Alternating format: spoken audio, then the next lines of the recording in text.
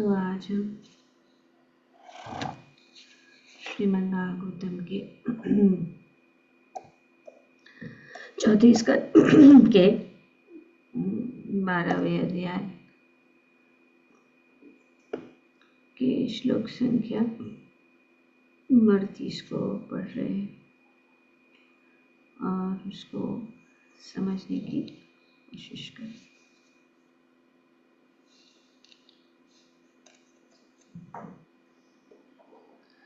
तो यहाँ पे बताया जा रहा है कि किस प्रकार से ध्रुव महाराज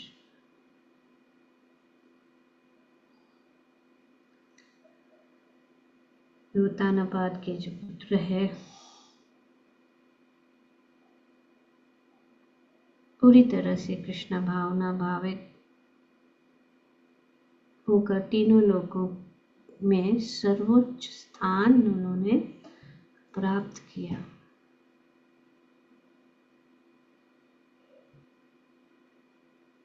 तो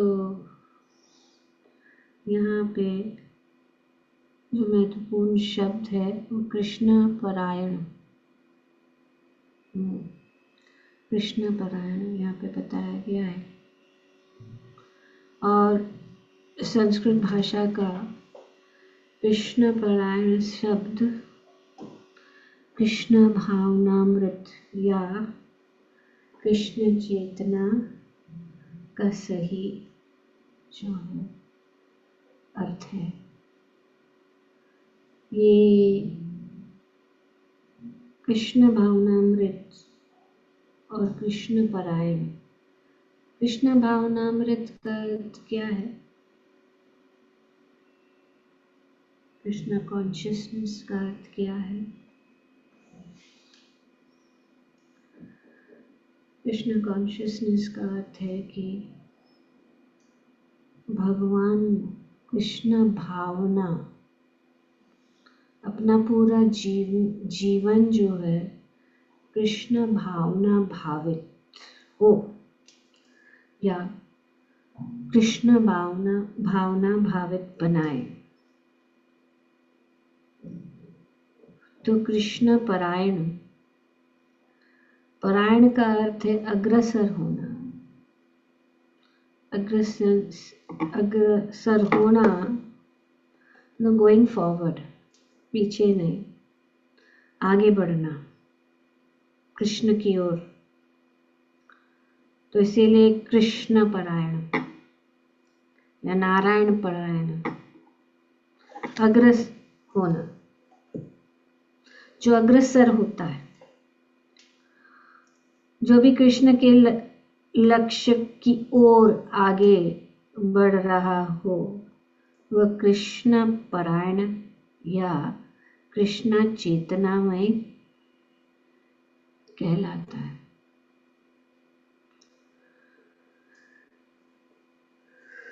तो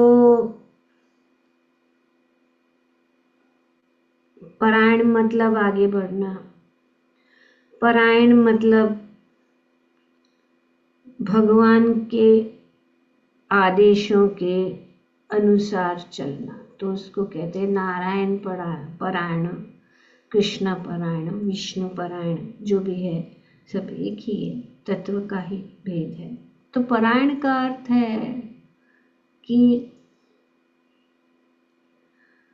भगवान के आदेशों के अनुसार या कृष्ण के आदेशों के अनुसार चलना।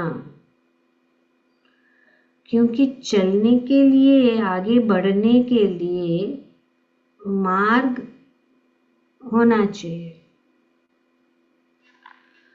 और उस मार्ग की प्राप्ति में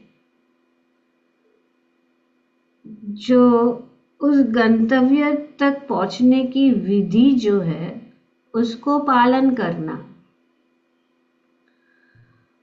तो भगवान तक पहुंचना, भगवान की ओर आगे बढ़ना मतलब भगवान के आदेशों के अनुसार चलना।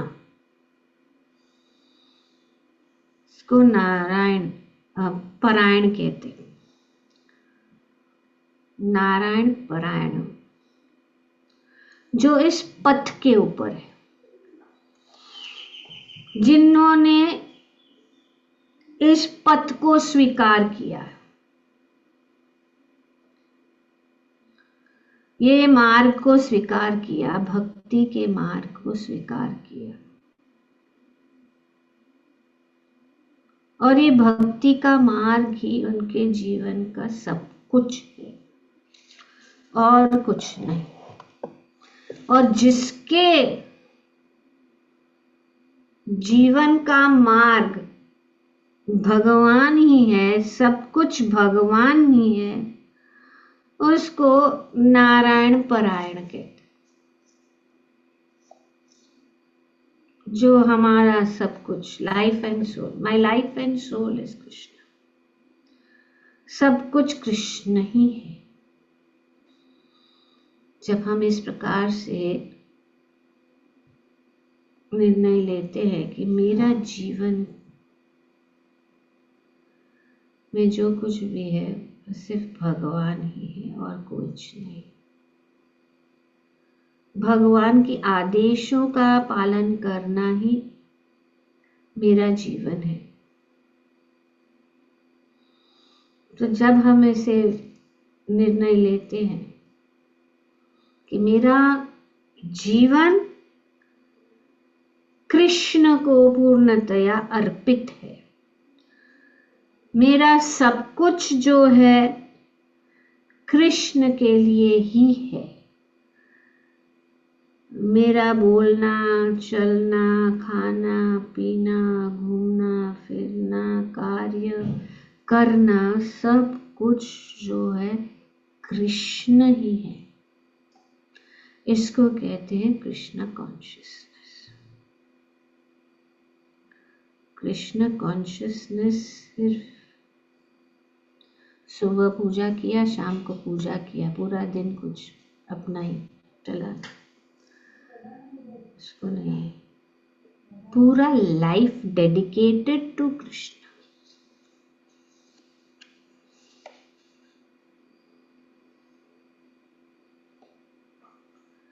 तो इसीलिए ये संकल्प जब हम लेते हैं कि मेरा जीवन सिर्फ भगवान के ही लिए है, मेरा जीवन सिर्फ भगवान की भक्ति ही सब कुछ है, मेरे जीवन में सिर्फ भगवान ही सब कुछ है, और मेरे जीवन में भगवान का आदेश के अनुसार चलना यही सब कुछ है, उसको नारायण परायण कहते।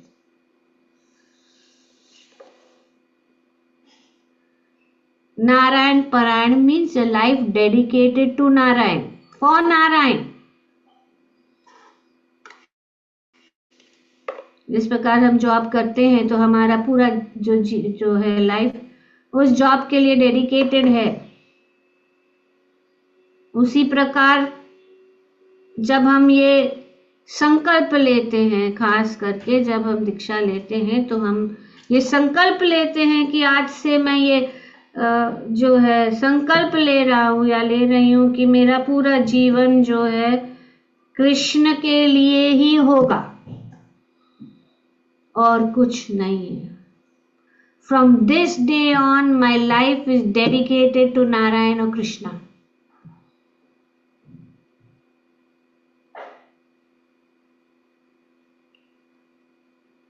सर्वोपाधि विनिर्मुक्त, सभी प्रकार के जो उपाधियां हैं, मटेरियल डेजिग्नेशंस है, विनिर्मुक्त,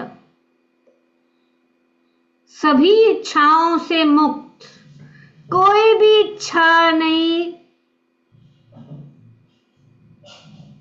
सिर्फ भगवान की सेवा, भगवान की भक्ति।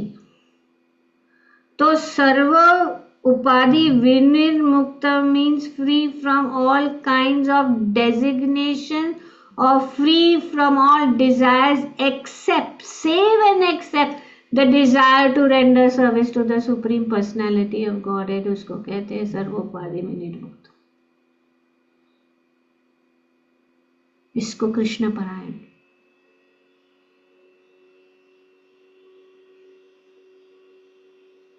तत्परत्वेन निर्मल।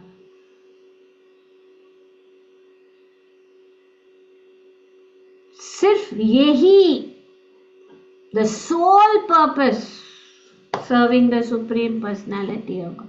निर्मलम मतलब अनकंटैमिनेटेड, मतलब वो दूषित नहीं है।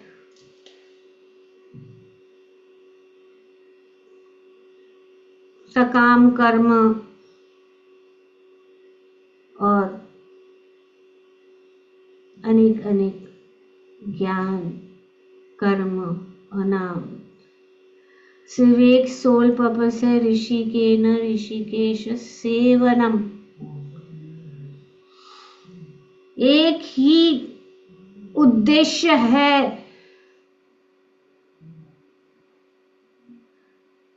कि ऋषि केश कौन है? इंद्रियों के स्वामी। तो हमारी सारी इंद्रियां, हमारी शुद्ध इंद्रियां से हम सिर्फ भगवान की सेवा करना है। मतलब ऋषि के न ऋषि ये सेवनम भक्ति रुचते। तो ये सबसे उच्च भक्ति। तो हमारे जीवन को हमें पूर्ण रूप से अग्रसर, फॉरवर्ड, नॉट स्टक। अटकना नहीं है कि अभी हमने दीक्षा लिया है, अभी हम भक्ति में हैं, हम 2 अगरबत्ती घुमा रहे, भगवान को प्रणाम कर रहे, ये सिर्फ यहाँ पे नहीं अटकना है। ये तो एक मार्ग है, मार्ग के ऊपर एक, जब तक हम पूर्णतया से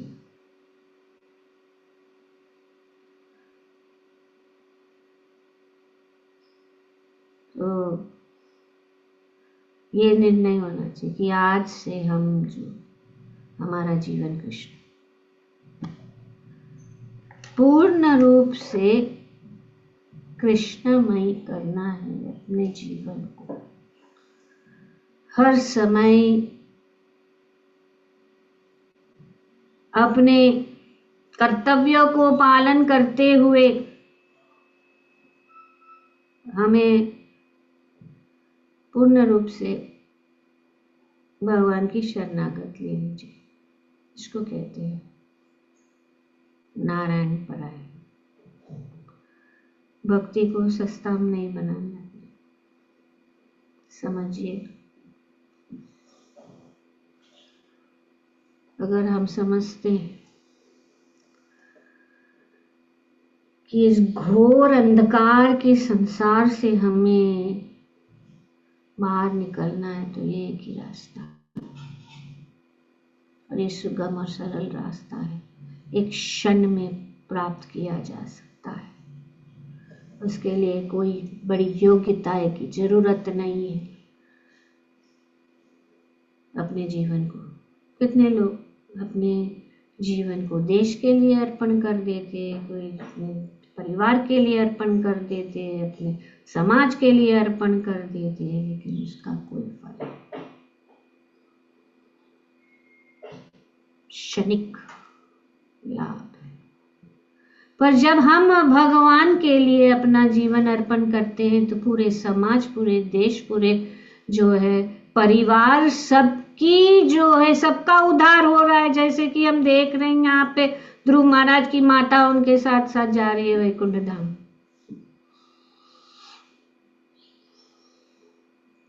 14 पीढ़ियों का उद्धार हो जाता है। क्या 14 पीढ़ियों का उद्धार चाहिए कि इस पीढ़ी का ही? इसका हमें विचार करना है। भगवान चाहते हैं कि हम पूर्णतया से शरणागत हो। माम एकम शरणम रजः।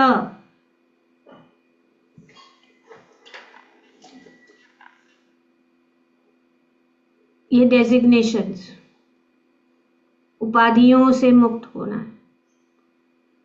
कि मैं ये हूं, मैं वो हूं, ये मेरा परिवार है, ये मेरा भाई है, मेरा बहन है, ये मेरा पुत्र है, ये मेरा देश है, मेरा डेजिग्नेशंस।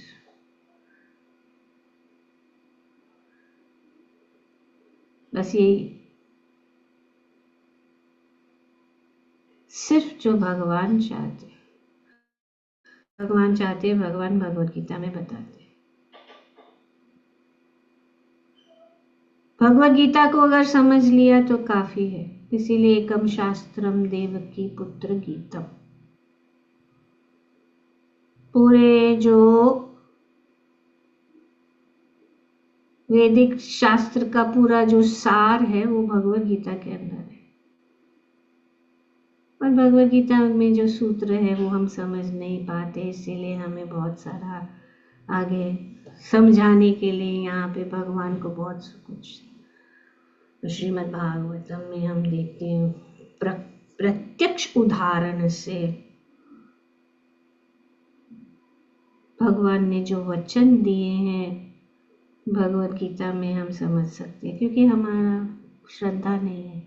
लेकिन अगर पूर्ण श्रद्धा है तो भगवत गीता के अनुसार चलेंगे तो बस काफी है, कोई जरूरत नहीं। लेकिन हमारी श्रद्धा नहीं है, कैसे, क्यों, कहाँ, कौन है, इसका प्रमाण कहाँ है, तो इसीलिए शास्त्र पढ़ना पड़ता है ताकि हमारी श्रद्धा दृढ़ हो। पर मैसेज क्लियर है भगवत गीता, सर्वधर्मान् परित्यज्य। तो इसीलिए भगवान उदाहरण है अर्जुन का ही। वैसे ही अर्जुन तो भगवान के महान भक्त है, लेकिन अर्जुन भी हमेशा कृष्ण के साथ, पर हमको सिखाने के लिए वे अपने परिवार के हो गए। भगवान को कह रहे कि अरे ये युद्ध, मेरा पूरा परिवार उस तरफ है, ये कौन सा युद्ध है भगवान कि मेरे परिवार के साथ मुझे युद्ध करना पड़ रहा है, ये कैसा युद्ध है। अपने परिवार की ओर हो गए भगवान, उनके साथ मैं कैसे लड़ूं उनके साथ, वे मेरे भाई है, मैं मेरे जो है पितामह है, मेरे गुरुजन है,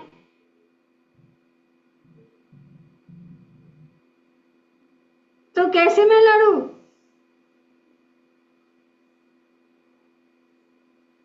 तो वे विचलित हो गए, मैं अपने परिवार के साथ युद्ध कर रहा हूं।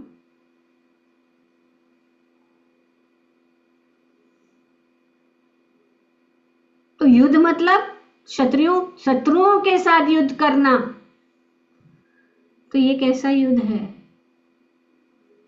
मैं कैसे फाइट करूं, मैं कैसे लड़ूं, कैसा युद्ध है।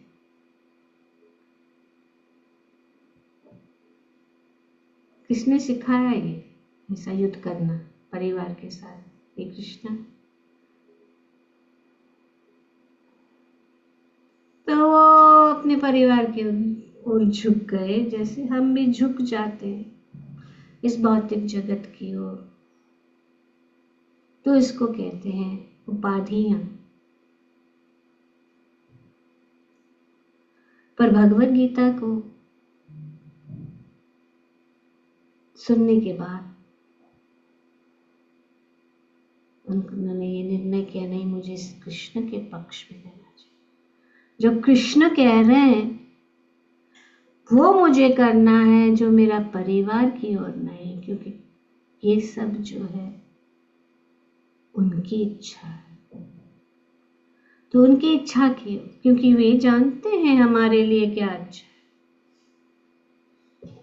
क्योंकि ऐसा नहीं है कि आज से हम अपने परिवार को निग्लेक्ट करें, अपने कर्तव्य को पालन करते हुए हमें आसक्त नहीं होना चाहिए। गृहस्थ में रहते हुए भी हम भगवान की भक्ति कर सकते हैं, अपने कर्तव्य को पालन करते हुए सिर्फ अपनी चेतना, ध्यान हमेशा भगवान। सब चीज में हमें भगवान को जो है सम्मिलित करना चाहिए। यही भगवान बहुत अच्छी रूप से भगवद गीता में बताते हैं कि ऐसे करना है, बस ऐसे ही करना है। तो और भगवान आदेश देते हैं पूरा भगवद गीता, फिर अर्जुन को कहते हैं यति इच्छा से, आपकी इच्छा के मैंने तुम्हें ज्ञान दिया, अभी तुम जैसे करना चाहो करो। भगवान नहीं कह रहे, भगवान कभी भी, जब प्रेम होता है तो जबरदस्ती नहीं होती है। भगवान हमसे प्रेम करते हैं, हमें अपना स्वतंत्रता देते हैं। Now you do what you like, सब टू यू, यू चूज, आप चुनो क्या करना है। इसको कहते हैं प्रेम। नहीं कि नहीं नहीं यार भगवान यहाँ पे ऐसे नहीं, नहीं नहीं आपको ये करना ही है, इसे करना है, इसे ही करना है, नहीं तो तुम नरक में जाओगे, ऐसे नहीं। भगवान कहते तुम करो यथा इच्छा,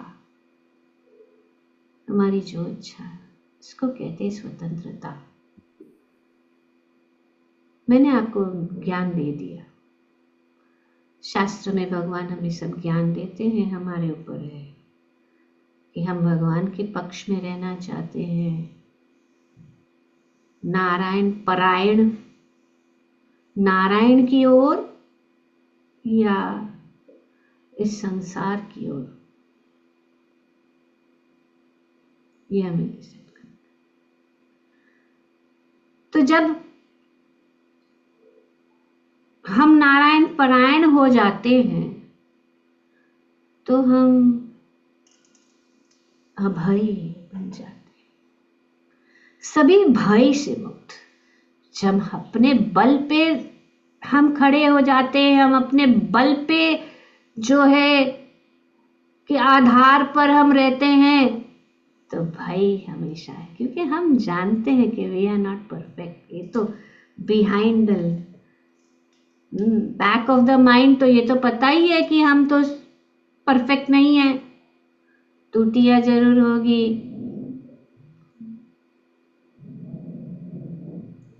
तो भय रहता है। पर जो नारायण परायण है वो कभी भी डरता नहीं, कभी भी किसी स्थान, किसी व्यक्ति या मौत से भी, मृत्यु से भी। जैसे कि गुरु महाराज ने मृत्यु के सिर के ऊपर पैर रखकर चले, कोई भय नहीं, क्योंकि उनके लिए और कुछ महत्वपूर्ण नहीं है, सिर्फ भगवान ही महत्वपूर्ण है।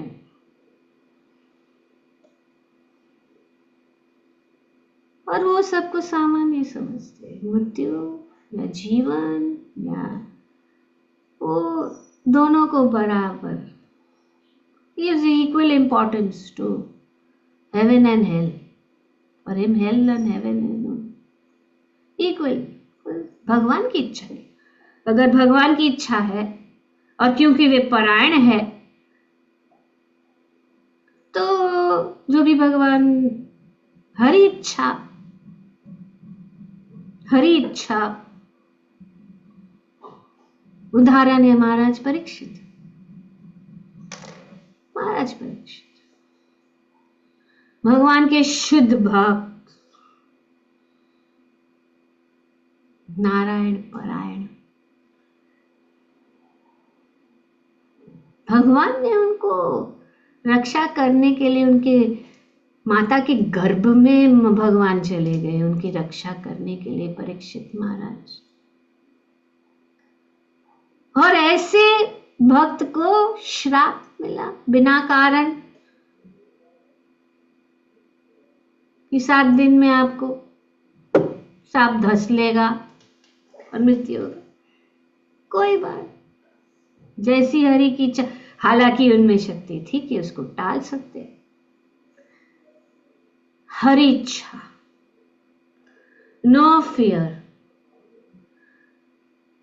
भगवान के ऊपर पूर्ण शरणागति, भगवान के ऊपर पूर्ण डिपेंड किया गया, कुछ भी है नो फियर, डरने की बात नहीं।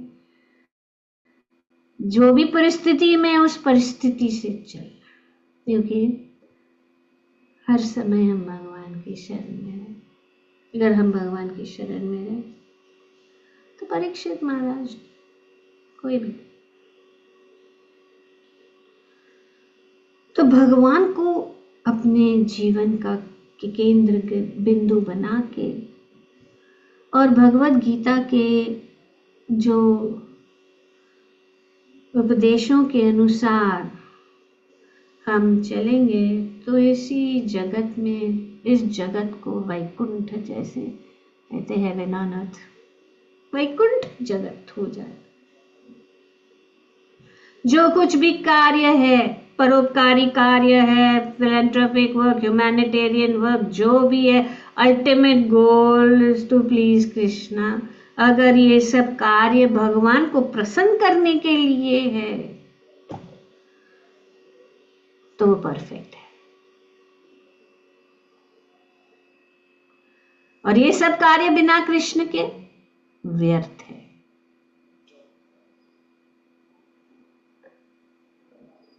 तो भगवान को हमें बीच में लाना है, सब चीजों में हमें भगवान को बीच में लाना है। हमें अपना कार्य करते हैं तो भगवान को बीच में, जो कुछ हम देते हैं, जो कुछ हम प्राप्त करते हैं, सब भगवान आप सब जानते हैं, पर इसको हमें भूलना नहीं चाहिए। तो इसके लिए शास्त्र के अनुसार हमें याद दिलाया जाता है।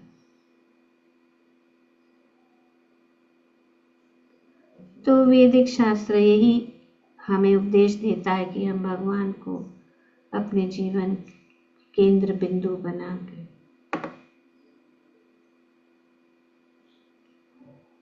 और हम देखते हैं ब्रिज में भी, वृंदावन लीला में भी, जब सब ग्वाल बाल है, सब भगवान के साथ घूम रहे, पर भगवान को बीच में रख के, भगवान के बीच में रख के, अगर वो कलेवा भी कर रहे तो भगवान बीच में बैठे हैं और भगवान के आसपास में सब बैठे हैं। कृष्णा इन द सेंटर, सब अपने अपने डिब्बे खोल रहे और इतना सुंदर जो है स्वादिष्ट भोग भगवान को अर्पण करके खा रहे।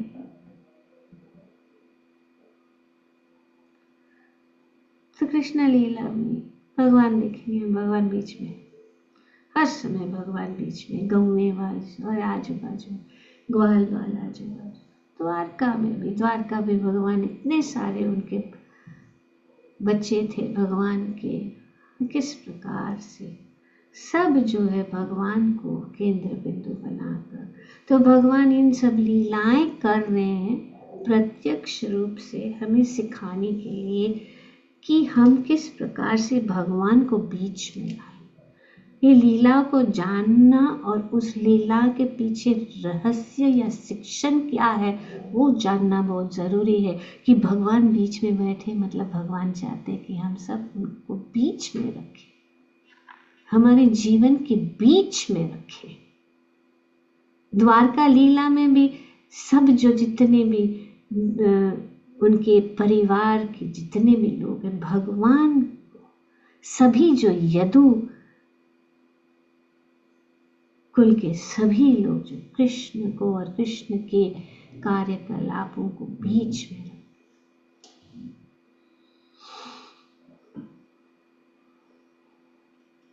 तो इसीलिए भगवान को केंद्र बिंदु बनाना यही। तो ये ध्रुव महाराज का उदाहरण से सूचित होता है कि प्रत्येक कृष्ण भक्त तीनों लोगों के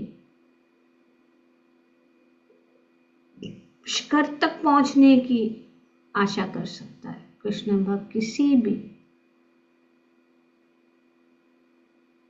आकांक्षा भौतिकतावादी की कल्पना से परे उच्च स्थान ग्रहण कर सकता है। तो कोई भी स्थान, वो उनको कोई इंटरेस्ट नहीं है। तीनों लोगों के को का जो सर्वोच्च स्थान है, ध्रुव महाराज उदाहरण है कि तो प्राप्त किया जा सकता है अगर भगवान को केंद्र बिंदु बनाकर अपने जीवन को चला सकते हैं और एक कृष्ण परायण भक्त सब बन सकते हैं। ग्रंथराज श्रीमद् भागवतम की जय। ओम तत्सत। Thank you very much. Hare